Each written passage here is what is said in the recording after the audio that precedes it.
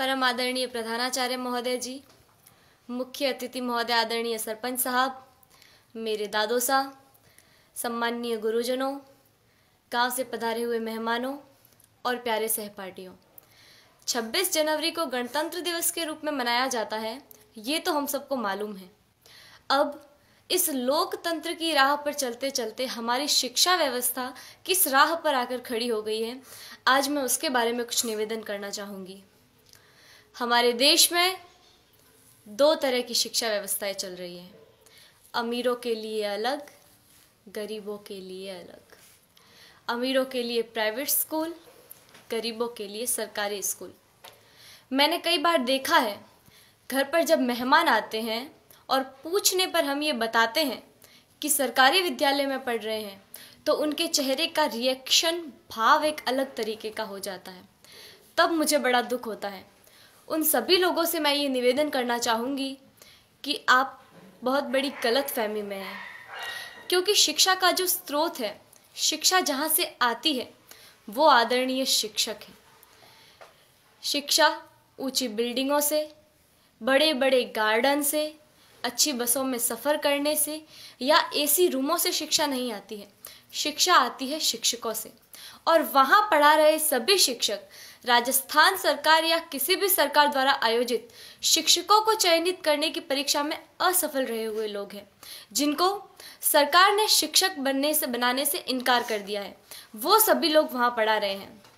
हमारा सौभाग्य है कि हम जिस विद्यालय में पढ़ रहे हैं, वहाँ के शिक्षक राजस्थान सरकार द्वारा आयोजित शिक्षकों को चयनित करने की परीक्षा, जिसमें लाखों लोग भाग लेते हैं, उन लाखों लोगों में से चुने हुए शिक्षक हैं, जिनको राजस्थान सरकार ने शिक्षक बनने के योग्य समझा है। हमारा सौभाग्य है कि हमें ऐसे ट्रेंड टीचर पढ़ा रहे हैं। मुझे गर्व है कि हम अच्छे हाथों में हैं। मेरे दादो सा आदरणीय जय सिंह जी देवल यहाँ विराजे हुए हैं, जो मुझे कभी कभी एक बात कहते हैं कि जितने भी IAS, RAS या सरकार के किसी भी उच्च पद पर लगे हुए ऑफिसरों में से ज़्यादातर ऑफिसर्स सरकारी विद्यालयों में पढ़े हुए हैं और सरकारी विद्यालयों से ही उत्तीर्ण हुए हैं।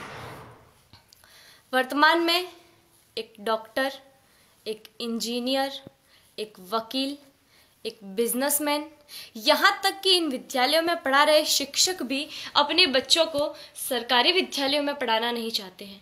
आखिर क्या कारण है? इसका कारण है संसाधनों का अभाव। मैं आप गांव वालों से भी एक निवेदन करना चाहूँगी कि कहीं कोई गरबा हो, गणेश चतुर्थी हो, कोई आयोजन हो, कोई ऑर्केस्ट्रा हो या कहीं धरना देना हो, तो आप लोग हजारों की संख्या में पहुंच जाते हैं और हजारों की तादाद में रुपया खर्च करते हैं, लेकिन इस विद्यालय की तरफ कभी किसी ने झांक कर नहीं देखा। इस विद्यालय की ओर देखने का किसी को भी समय नहीं है। मैं आप गांव वालों से ये निवेदन करना चाहूँगी कि जितना जोश आप उधर उन कार्यक्रमों में दिखाते हैं, उतना ही जोश आप इधर इन विद्यालयों के लिए दिखाएं।